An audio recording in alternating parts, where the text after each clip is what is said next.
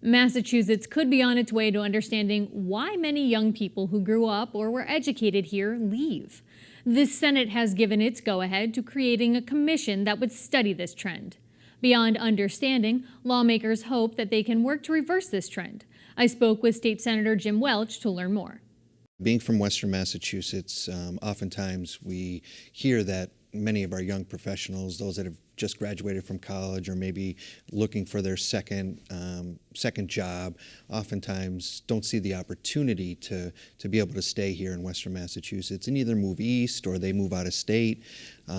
So we want to do everything we can to make sure that we're holding on to and making Western Mass as attractive of a place for young professionals to not only work and live, but to raise a family and stay here and put their roots down. And I think the only way to really understand exactly, what people in this age bracket or in this category are looking for is to be able to engage with them and talk to them and really understand what type of things are important to them. And so this new commission will have about 18 months to do its work, but who will actually be? What are the types of people that you're pulling on to the commission?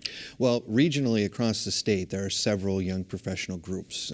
Here, building professionals, Northampton. Yeah, exactly. So there's several across the state, so it'll bring a representative in from all of the established young professional societies across the state, bring them in and also have other members of, there'll be a few members of government, a member of the House of Representatives, a member of the Senate, to engage and really talk about what issues are important to them and see if there's something that we can do at the end of the report when the report is issued and finalized, see if there's anything that we can do legislatively, see if there's things that we can do through the budget, through the administration, because it's the best way to really understand what people are looking for is to engage with them, ask questions, and really have conversations with them and really understand what's important in their lives. There was a report out in 2017. Senator Lesser held a series of, it was among the senators who held a series of listening sessions. I think it was 11 across the state, and they issued a report as well.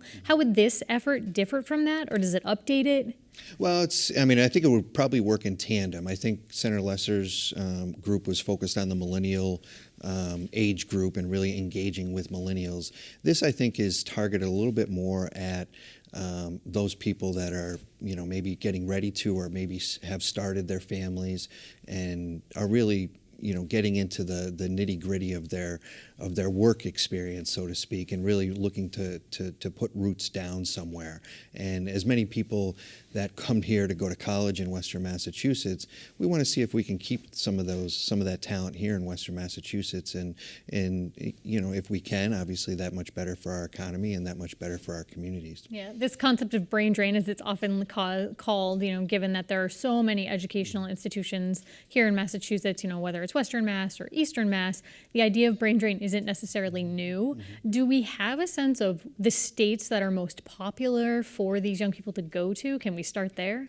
Well, of course, I think New York is probably a place that many people travel to, and it's more of a I don't have a statistic to show it, but I think some of your southern states where people are fleeing. Not only do people later in life flee the cold weather and the rain and the snow, but I think people, if they are looking at where they want to start their career, if there's an opportunity, if the opportunity is not here for them in Massachusetts or Western Massachusetts, they're going to look to areas that appeal to them, and sometimes weather is one of those factors.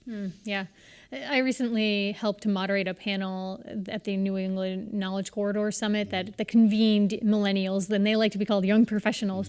And it's age group that are born in 1980 to 2000, roughly. There's some debate about that frame, but we know that about 27% of the population in Massachusetts is made up of that age group. So it's a significant amount of people. Do you have a goal for, a percentage of those folks that you would like to keep here, or are you targeting in a specific way like that? No, I don't think we have a set goal. I think that's probably something that the commission can look into and maybe try and set some goals.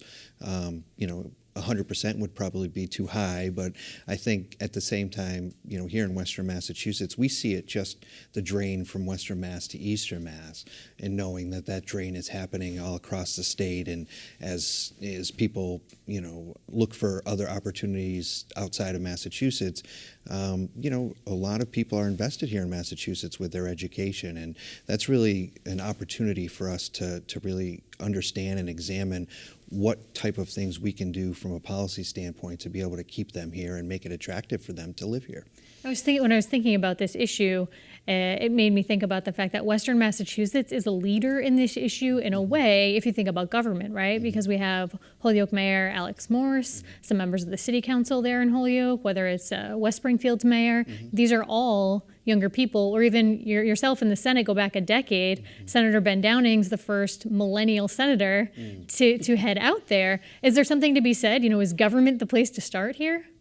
Oh, I think it all depends on what interests each individual. But it's funny you mentioned Ben Downing. I sat next to Ben Downing in the Senate for many years, and we often joked that when we first started, we were the young whippersnappers, and now we're the the old grizzly veterans. But to your point, it's really important for us to be able to provide alternatives for those people who are really trying to put down their roots and really understand what's available to them in Western Mass. I think we have, great, value for home prices.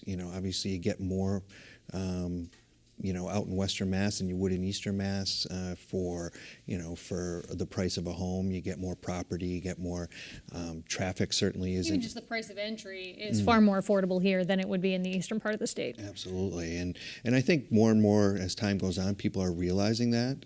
Somebody who commutes to Boston, 3 times a week or so. There are plenty of people that are commuting with me, on my way home that you can tell that they work in the Boston area and commute all the way back to Western Massachusetts, or, maybe they don't live in the Boston area, maybe they're working in Westboro.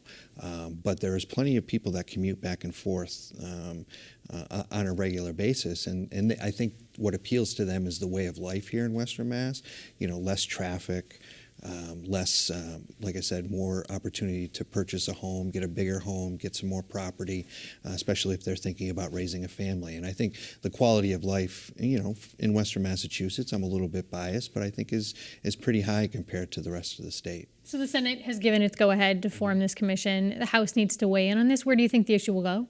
Well, I think the House will take it up and we'll eventually have it signed into law. We have until July 31st to finish legislative matters for this legislative session. So hopefully we can get it finalized and passed on the governor's desk before that. Interested to see the answers that come out of this commission. Senator Welch, thanks for your time today. Thank you.